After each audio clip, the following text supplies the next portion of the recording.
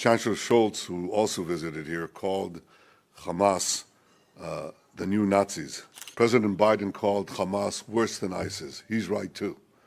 Hamas are the new Nazis. They're the new ISIS. We must win together. We absolutely support Israel's right to defend itself in line with international law, to go after Hamas, to take back hostages. Well, then it's for me to say I'm proud to stand here with you in Israel's darkest hour as your friend.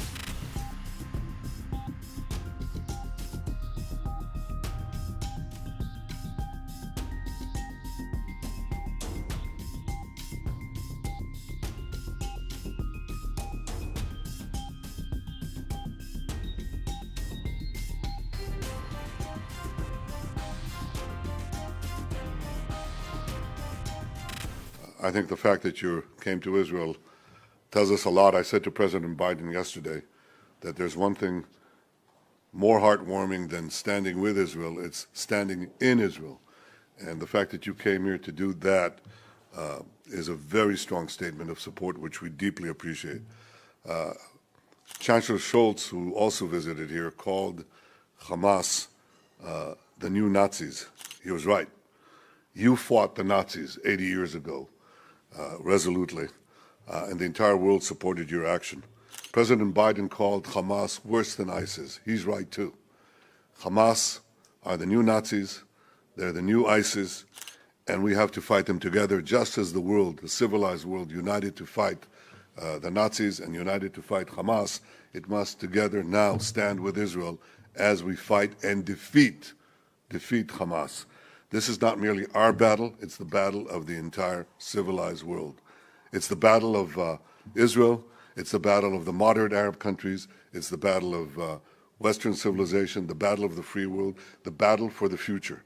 We have here two forces. One is an axis of evil led by Iran through Hezbollah, Hamas, and others that want to bring back the Middle East to the Middle Ages, to an age of bondage and war and slavery and annihilation. And the other force is the forces of progress and humanity that want to push the Middle East into a world of peace and prosperity. We are on the cusp of expanding that peace, and destroying that move was one of the reasons why this action was taken. We have to resist it, and we have to win. Above all, we have to win. This is a long war, and we'll need your continuous support, There'll be ups and downs, there'll be difficulties. The people here are united. They're prepared to take the necessary action.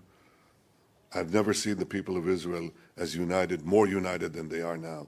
But we need that unity across the board and continuous support as we prosecute and win this just war.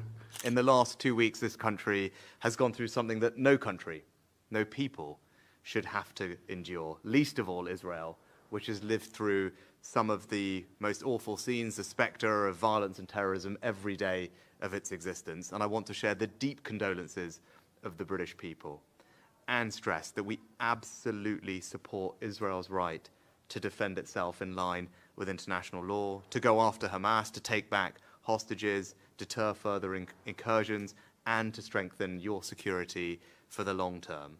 Now, I know that you are taking every precaution to avoid harming civilians, in direct contrast to the terrorists of Hamas, which seek to put civilians in harm's way.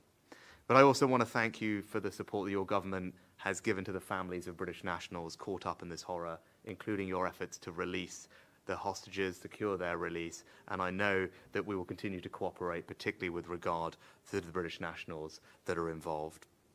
Can I also say that we have seen the scenes over the past day that have shocked all of us, particularly at the hospital, and we mourn the loss of every innocent life, civilians of every faith, every nationality who have been killed. And we also recognize that the Palestinian people are victims of Hamas too. And that is why I welcome your decision yesterday that you took to ensure that routes into Gaza will be opened for humanitarian aid to enter. I'm glad that you made that decision. We will support it. We're increasing our aid to the region, and we will look to get more support to people as quickly as we can.